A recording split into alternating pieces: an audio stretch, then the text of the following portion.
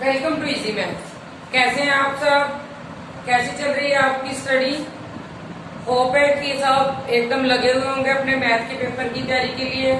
बहुत जोरों शोरों से, अब सिर्फ 2 ही दिन बाकी है हमारे पास। तो आज मैं आपको बताने जा रही हूँ पढ़ाई के साथ साथ कि आपने पेपर अटेम्प्ट कैसे करना है। How to attempt paper in boards, कि बोर्ड में पेपर कैसे अटेम्प्ट देते हैं। मेन पॉइंट मैंने आपके लिए लिखे हैं, उनको मैं आपको डिटेल में समझाने जा रही हूँ। प्लीज ये वीडियो बिल्कुल स्किप ना करें।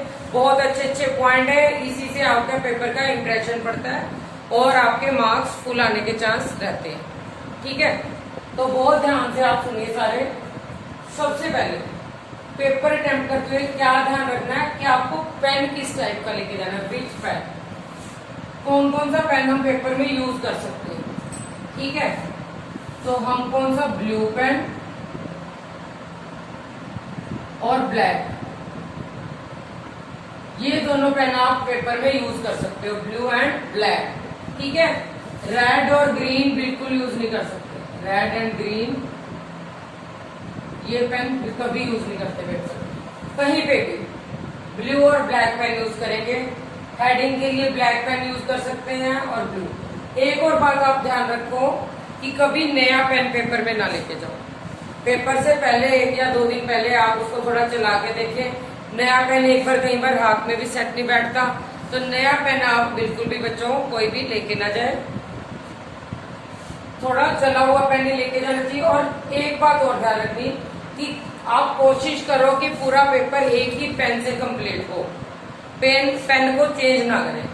ठीक है, दूसरी बात, ये तो रहे पेन के बारे में हमारे। उसके बाद जो हमारे को फिल करने के लिए आता है उसमें पेपर में आंसर शीट पे पहला डाटा बना तो सारा रोल नंबर, डेट, सब्जेक्ट, वो बिल्कुल कटिंग ना हो। ध्यान से देख के पढ़ेंगे, कोड ध्यान से डालेंगे उसमें। अपना रोल नंबर है बिल्कुल अच्छे से वर्ड्स में, फिगर्स में जैसे लिखना होता है। अगर किसी बच्चे को कोई पॉइंट क्लियर नहीं होता तो वहां जिनकी ड्यूटी होती है इन्विजिलेटर से, उससे भी हेल्प ले सकते हैं, पूछ सकते हैं। ठीक है, इसमें कहीं कोई आपकी गलती नहीं होनी चाहिए, बिल्कुल करेक्ट होना चाहिए। उसके बाद मार्जिन लाइन, अब मैथ का पेपर है जैसे मार्जिन लाइन जरूर लगानी चाहिए, लेकिन बड़े ध्यान से। मैथ के पेपर में आप थोड़ी ज्यादा मार्जिन लाइन लगा सकते हैं साइड में, और ऊपर लिख दो रफ वर्क। ठीक है, ये जरूरी है। बाकी के एग्जाम होते हैं उसमें आप थोड़ी कम मार्जिन लाइन दो, ये भी इंप्रेशन आपका गलत पड़ता है। कई बच्चे यहाँ पे इतनी ज्यादा मार्जिन लाइन दे देते हैं और लिखने के लिए थोड़ी जगह रहती है, वो भी इंप्रेशन गलत पड़ता है पेपर चेकर के लिए, कि वो सोचता है कि ज्यादा आप पेपर वेस्ट कर रहे हो। ठीक है, इसलिए आपने अंदाजे से मार्जिन लाइन कम लगानी है जिसमें आप रेफर कर सकते। ठीक है, और मैथ का पेपर करते हुए ध्यान रखना है, मान लो आप यहाँ क्वेश्चन नंबर 1 अटेम्प्ट कर रहे हो। ठीक है, तो साथ ही इसका रेफर जो होगा यहाँ पे करके लिखा होगा। जो क्वेश्चन साथ साथ चल रहा है उसका रेफर साथ साथ हो, क्योंकि कई बार क्या होता है आपको इसका बेनिफिट मिल सकता है कि कई बार आपने यहाँ पे मल्टीप्लाई गलत कर दी, डिजिट कोई गलत उतार दिया। पेपर चेकर पे डिपेंड है कि वो आपका रेफर साथ ही होगा, तो देख के वहां भी आपको मार्क्स दे सकता है कि बच्चे ने यहाँ पे ठीक किया और यहाँ गलत बाय मिस्टेक उतार दिया जल्दबाजी। ठीक है, इसलिए इस चीज का बहुत ध्यान रखो आप। उसके बाद क्या आता है, टाइम मैनेजमेंट। टाइम मैनेजमेंट यानी आपको टाइम का बहुत ध्यान रखना पड़ेगा कि कितने टाइम में हम क्या क्वेश्चन अटेम्प्ट कर रहे हैं।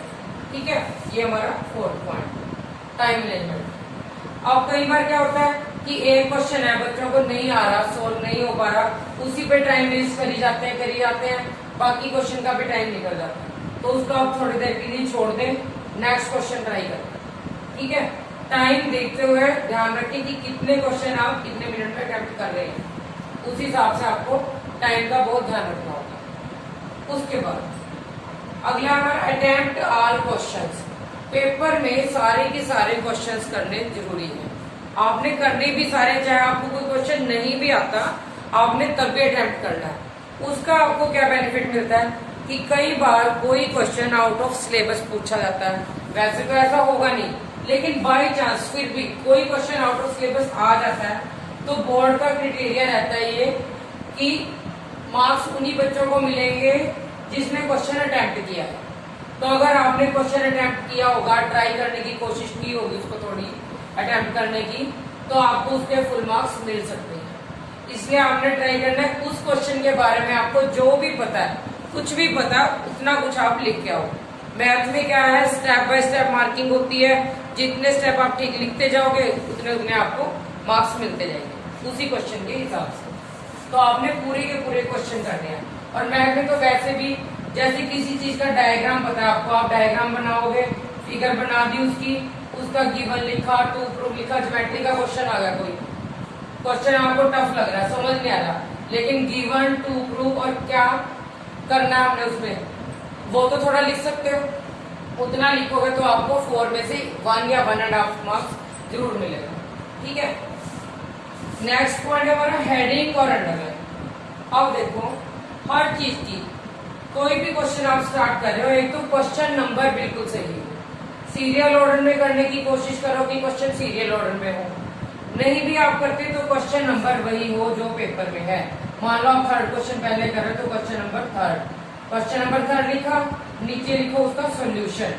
क्वेश्चन लिखने की जरूरत नहीं, कई बच्चे क्वेश्चन भी लिखने लग जाते हैं स्टेटमेंट को, टाइम वेस्ट होता है, बिल्कुल वेस्टेज ऑफ टाइम है वो। क्वेश्चन नंबर लिखो, नीचे सोल्यूशन लिख के स्टार्ट करो। पेपर बिल्कुल नीट एंड क्लीन होना चाहिए। हैंड राइटिंग का ध्यान रखो, हैंड राइटिंग का बहुत इंप्रेशन पड़ता है पेपर में। ठीक है, अंडरलाइन करना है, जैसे आपने गिवन लिखा ब्लैक पेन से, अंडरलाइन किया अच्छे से, एरो लगाया, स्टार्ट कर दिया। ठीक है, वो स्टार्ट जो करना है वो ब्लू पेन से करोगे। ठीक है, डायग्राम जहां कहीं बनाना है पेंसिल से बनाओगे अच्छे से। ठीक है, कंस्ट्रक्शन में तो कंपल्सरी है, और सबसे जरूरी आप अपना सामान, हर चीज आपके पास पूरी हो। ज्योमेट्री बॉक्स है पूरा कंप्लीट हो आपका, स्केल, कंपास, लेजर, पेंसिल, सब कुछ। ठीक है, अंडरलाइन जरूर करना है, हेडिंग अच्छे से डालनी है। उसके बाद टू फाइंड वाले क्वेश्चन होते हैं, टू प्रूव वाले, उनमें मैंने अभी जैसे बताया आपको स्टेप बाय स्टेप जितना भी आपको आता है उस क्वेश्चन के बारे में पता है जरूर लिख के आओ। स्किप कोई भी क्वेश्चन नहीं करना, कोई क्वेश्चन छोड़ना नहीं है।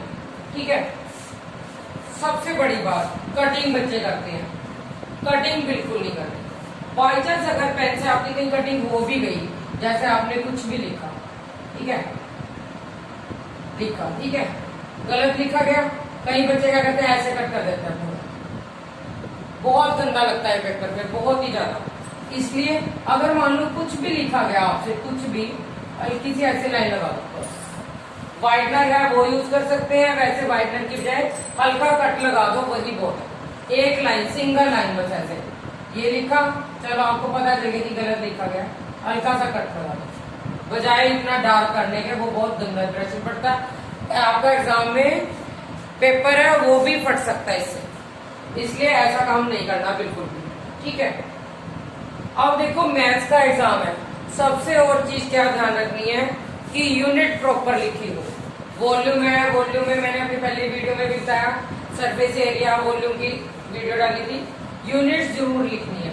जहां सेंटीमीटर हो सेंटीमीटर, मीटर है तो मीटर, एरिया है तो सेंटीमीटर स्क्वायर, यूनिट जरूर से जरूर लिखेंगे। ठीक है, एक और बात, आंसर जब आप क्वेश्चन सारा सोल्व कर लेते हो, मान लो आपका आंसर आया 55, जो भी आपने निकाला, मान लो 5th टर्म निकाली, ठीक है, उसको ऐसे बॉक्स में डालो और यहाँ लिखो आंसर, साइड में लिख दो चाहे यहाँ पे, ऐसे आंसर जरूर लिखो मैथ के पेपर में, और आंसर को हाईलाइट कर दो, बॉक्स के अंदर डाल दो। ठीक है, ब्लैक पेन से भी बॉक्स बना सकते हो। ठीक है, क्यों, इसका क्या बेनिफिट होता है कि कई बार पेपर चेकर पे डिपेंड होता है, ऊपर से क्वेश्चन ठीक जा रहा है, बीच में कई बार नहीं भी देखते हैं, लास्ट में देखा कि आंसर ठीक है, आंसर देख के भी आपको मार्क्स मिल जाते हैं। ठीक है, वैसे तो सारे स्टेप्स करोगे ही आप।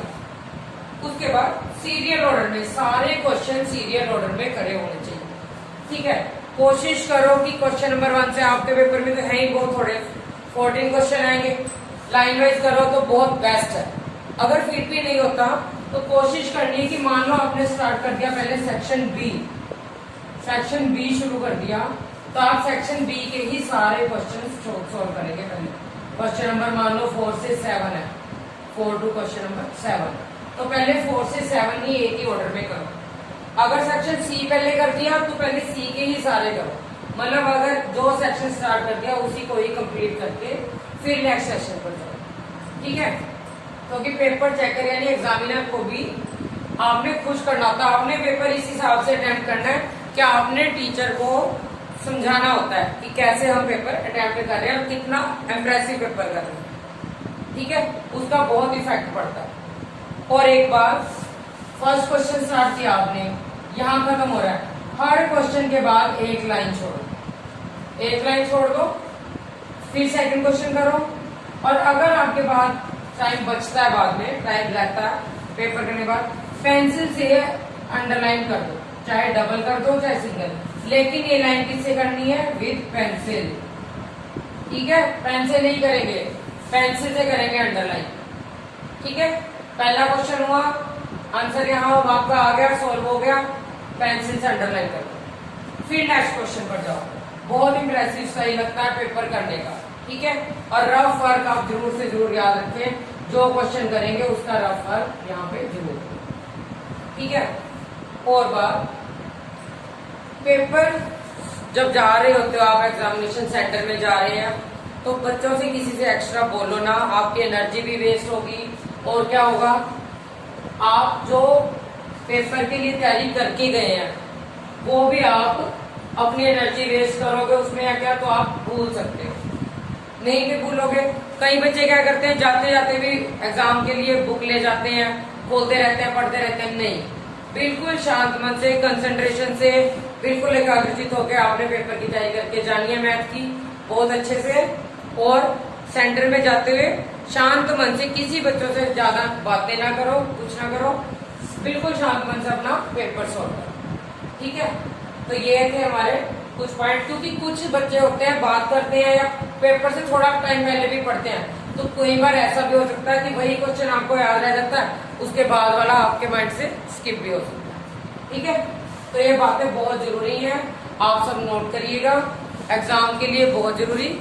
और आप बहुत अच्छा पेपर अटेम्प्ट करके आइए, इम्प्रेसिव पेपर हो, कटिंग ना हो, जो मैंने बातें बताई प्लीज ध्यान रखिएगा, ठीक है। Best of luck for exam, stay tuned with us, thanks for watching.